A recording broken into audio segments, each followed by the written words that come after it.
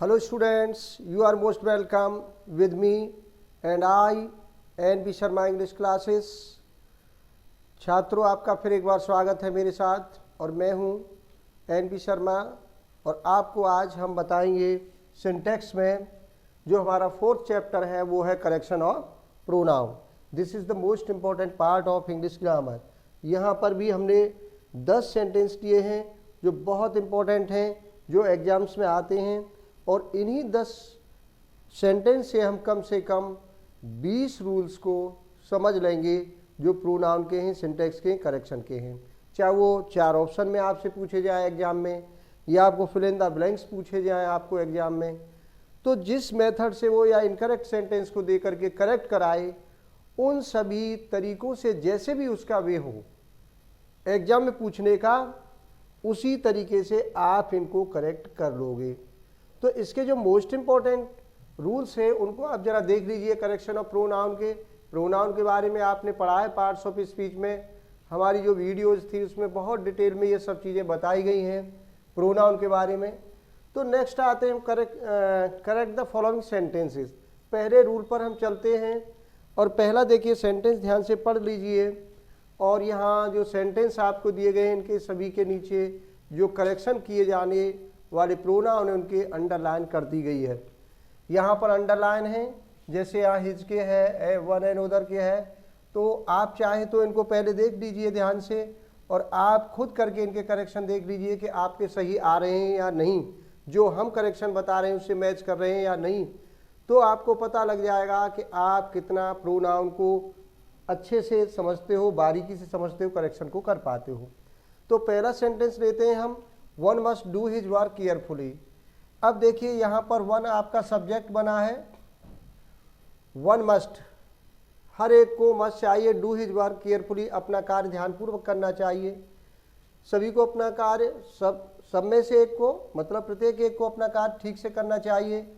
One हमारा singular number pronoun है और वन के साथ अपना की अंग्रेजी यहाँ हिज लाए हैं, जबकि आपको पता है कि अपना की अंग्रेजी ही के साथ ही हिज आती है, आई के साथ अपना की अंग्रेजी माई आती है, वी के साथ अपना की अंग्रेजी अवर आती है, यू के साथ अपना की अंग्रेजी योर आती है, दे के साथ अपना की अंग्रेजी देयर आती है। याद रखो, कोई भी पजेसिव गलत प्रयोग न हो, ऐसा न हो आई के साथ अपना की अंग्रेजी हिज लिख दें तो वो इनकरेक्ट है, ऐसा एग्जाम में वो देगा। इसलिए याद रखिए कि आई के साथ माई, वी के साथ अवर अपना की अंग्रेजी, यू के साथ योर, ही के साथ हिज, सी के साथ हर और दे के साथ देर आएगी। तो यहाँ पर वन के साथ क्या आएगी, वंस आएगी। तो ये जो हमारा करेक्शन होगा यहाँ पर क्या हो जाएगा, वंस हो जाएगा, हिज नहीं आएगा। कि one must do his work, तो हिज की जगह करोगे one must do one's work carefully. Next आ जाइए, सेकंड है हमारा Sita and Gita love another. अब देखिए यहाँ पर ये आपका रेसिप्रोकल प्रोनाउन है, वन एन उदर। अब दो के लिए आप देखिए वन एन उदर एक दूसरे की अंग्रेजी है, एक दूसरे के लिए आता है। जब कोई झगड़ा या बंटवारा दो के मध्य है तो ईच अदर आता है, एक दूसरे की अंग्रेजी।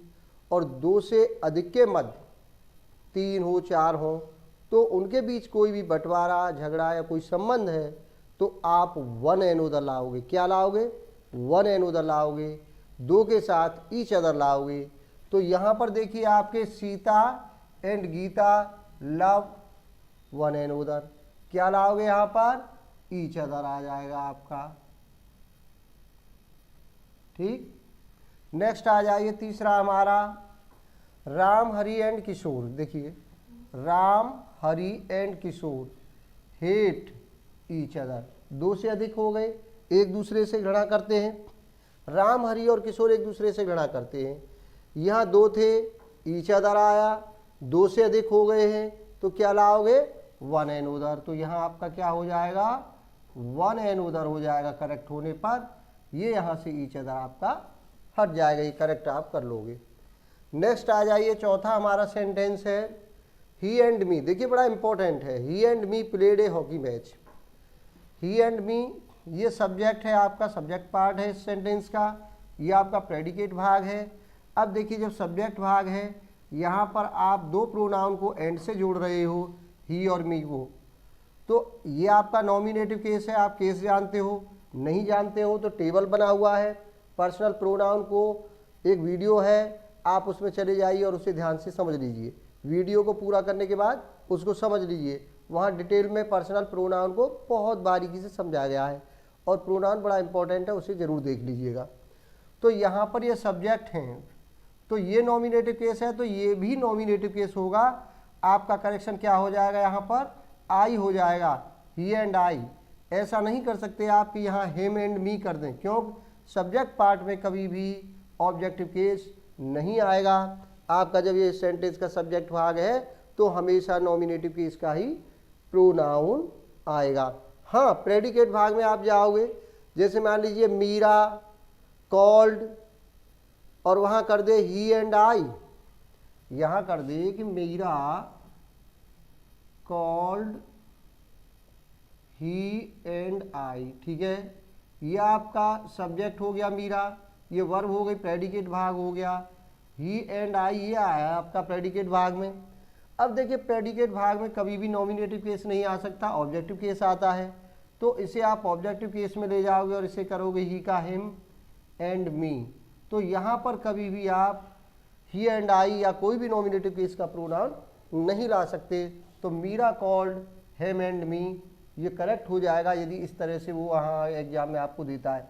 और ये भी नहीं कर सकते आप कि Meera called him and I, एक को आप नॉमिनेटिव केस में रख रहे हैं, एक को ऑब्जेक्टिव केस में, तो वो भी गलत होगा, दोनों ही ऑब्जेक्टिव केस में जाएंगे। नेक्स्ट आ जाइए, ये बात क्लियर हो गई। पांचवा सेंटेंस हमारा, read such books which you like. अब देखिए ऐसी पुस्तकें पढ़िए जो आपको पसंद हो, ऐसी पुस्तक पढ़िए। तो सच के साथ कभी भी विच का प्रयोग नहीं होता, बड़ा इंपॉर्टेंट है, एग्जाम में आया है, बहुत जगह मैंने देखा है कंपटीशन में भी और आपके एग्जाम में भी। तो सच के बाद कभी भी आप विच का प्रयोग नहीं करोगे, किसका प्रयोग होगा आपका, एज का प्रयोग होगा इस विच के स्थान पर। तो और भी कुछ लगाइए, जोड़ा है, सच एज का जोड़ा है, सच दैट या जो भी करता है उसको आप सुधार लीजिए, तो वहाँ पर एज का प्रयोग आपको करना होगा। नेक्स्ट आ जाइए, छठवां है हमारा। अब देखिए बड़ा इंपॉर्टेंट है, ये भी एग्जाम में कई बार आया है। I you and he played a match. I आपका किस पर्सन का, तीनों पर्सन आ गए यहाँ पर, ये आपका फर्स्ट पर्सन है आई, यू आपका सेकंड पर्सन है और ही आपका थर्ड पर्सन है। ये भी याद कर लो, मैं कह रहा हूँ बार बार, पर्सनल प्रोनाउन यदि समझ में नहीं आ रहा कि कैसे फर्स्ट पर्सन है, ये सेकंड थर्ड है, तो पर्सनल प्रोनाउन का वीडियो देख लीजिए, सब समझ में आ जाएगा वहाँ पर आपके। तो यहाँ पर देखिए ये फर्स्ट पर्सन है, ये सेकंड पर्सन है और ये थर्ड पर्सन है। एक ही पर्सन के तीनों सेंटेंस में प्रोनाउन दे दिए गए हैं। प्लेड ए मैच, तो इनका क्रम क्या होगा, ये बड़ा फॉर्मूला है, इनका क्रम क्या होगा, इनका क्रम होगा हमारा 231। कितना होगा, इसका फॉर्मूला है 20231। ये है 231 से मतलब है कि सबसे पहले आप लाओगे सेकंड पर्सन, फिर उसके बाद लाओगे थर्ड पर्सन और तब आएगा फर्स्ट पर्सन। जब करेक्ट करोगे, ये इस तरह से नहीं लिखे जा सकते, आपको सबसे पहले क्या लाना पड़ेगा, यहाँ पर यदि हम शॉर्ट में देख लीजिए जरा, तो सबसे पहले आप लाओगे यहाँ पर, जब करेक्ट करोगे तो यू को लाओगे, उसके बाद ही को लाओगे थर्ड पर्सन को एंड आई। तो आपका ये हो गया सेकंड पर्सन, तो सेकंड पर्सन यू है, थर्ड पर्सन तो थर्ड पर्सन आपका ही है, फर्स्ट पर्सन आपका आई हो गया। तो ये आपका करेक्शन हो जाएगा, you he and I played a match. समझ गए। अब मान लीजिए तो सिंगुलर नंबर थे तीनों प्रोनाउन के, ये भी सिंगुलर में आता है आपका, ही भी सिंगुलर आता है और आई भी सिंगुलर में आता है। फर्स्ट सेकंड और थर्ड तीनों पर्सन के सिंगुलर प्रोनाउन एक सेंटेंस में आए तो उनका करेक्शन आप 2, 3, 1 के हिसाब से करोगे, 231 हो जाएगा। अब मान लीजिए तीनों पर्सन के आपके प्लूरल नंबर आते हैं। फर्स्ट पर्सन का प्लूरल क्या है आप जानते हैं, वी। सेकंड पर्सन का प्लूरल क्या है, यू। यू सिंगुलर भी होता है, प्लूरल में भी प्रयोग होता है ये प्रोनाउन में। और थर्ड पर्सन का प्लूरल आपका दे है, तो वी यू दे तीनों पर्सन हो गए, एक ही सेंटेंस में प्रयोग किए जा रहे हैं, तो तो उनका क्रम क्या होगा 1 2 3, मतलब फर्स्ट पर्सन नंबर 1 पर, फिर सेकंड पर्सन, फिर थर्ड पर्सन। तो ये तो सीधा सा है कि तीनों पर्सन के प्लूरल हैं तो फर्स्ट सेकंड थर्ड पर्सन का क्रम रहेगा, और यदि सिंगुलर हैं तो सेकंड थर्ड और फर्स्ट रहेगा। तो करेक्ट कर दीजिए, ये तो आपका क्या आया है थर्ड पर्सन है, ये आपका सेकंड है और ये फर्स्ट है। अब उल्टा कर दीजिए इसका, सबसे पहले वी लाओगे, उसके बाद यू आएगा, एंड दे कर दोगे, उसके बाद प्लेड ए मैच हो जाएगा। नेक्स्ट आ जाइए 8वां, this is the boy which stole my cycle. देखिए ये आपका रिलेटिव प्रोनाउन आ गया, विच यहाँ पर रिलेटिव प्रोनाउन है, वो वूम वूज ये आपके रिलेटिव प्रोनाउन है, विच दैट।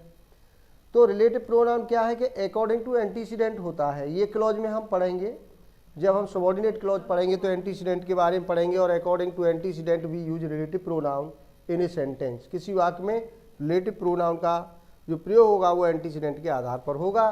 तो ये बॉय के लिए आया है, सजीव है, जबकि विच का प्रयोग आप इनएनिमेट ऑब्जेक्ट के लिए करोगे, निर्जीव वस्तुओं के लिए विच का प्रयोग होता है। तो यहाँ पर क्या लाओगे आप, वू का प्रयोग करोगे इसमें कि this is the boy who stole my book, जिसने मेरी पुस्तक जिसने मेरी साइकिल चुराई।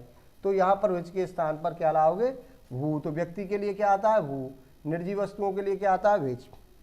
जैसे यहाँ पर है आई बॉट ए पेन, मैंने पेन खरीदा। अब हु आ गया, अभी हम कह रहे हैं कि हु सजीव के लिए आया, बॉय के लिए आता है, जबकि पेन के लिए आया है हु वॉज कॉस्टली, मैंने एक पेन खरीदा जो महंगा था। तो क्या लाओगे यहाँ पर विच का प्रयोग करोगे। ये भी अंतर आपको करना है, एग्जाम में विच की जगह हु लिखेगा, हु की जगह वूम लिखेगा, या वूम की जगह विच लिख देगा, ये भी आपको देखना है। और लास्ट आ जाए 10वां है हमारा आइदर और, नाइदर नॉर, ये या तो या न तो ना, ये हमारे अल्टरनेटिव प्रोनाउन हैं। और जब भी दो प्रोनाउन को आप आइदर और से जोड़ोगे तो ये दो प्रोनाउन को अलग करने का कार्य करता है। क्या करते हैं दोनों, अलग करते हैं। जब अलग करते हैं तो आपकी जो वर्ब प्रयोग होगी सेंटेंस में वो बाद वाले प्रोनाउन के अनुसार होगी। ही एक वचन है तो ये भी एक वचन सिंगुलर नंबर आएगा, यहाँ बहुवचन होता प्लूरल नंबर होता तो प्लूरल नंबर वर्ब आती। यहाँ ही है तो क्या लाओगे वॉज लाओगे। ये एंड से जुड़े होते यू एंड ही होता तो हमेशा वर्ब प्लूरल ही आती। अब यदि मान लीजिए आइदर और से जुड़े हैं और बाद वाला प्रोनाउन आपका सिंगुलर है तो सिंगुलर वर्ब आएगी, प्लूरल है तो प्लूरल आएगी। ये आपको याद रखना है, इंपॉर्टेंट नियम है। तो स्टूडेंट्स हमारे इस चैनल को सब्सक्राइब कर लीजिए, लाइक करिए, शेयर करिए अपने फ्रेंड्स को और पढ़ते रहिए। Thanks a lot.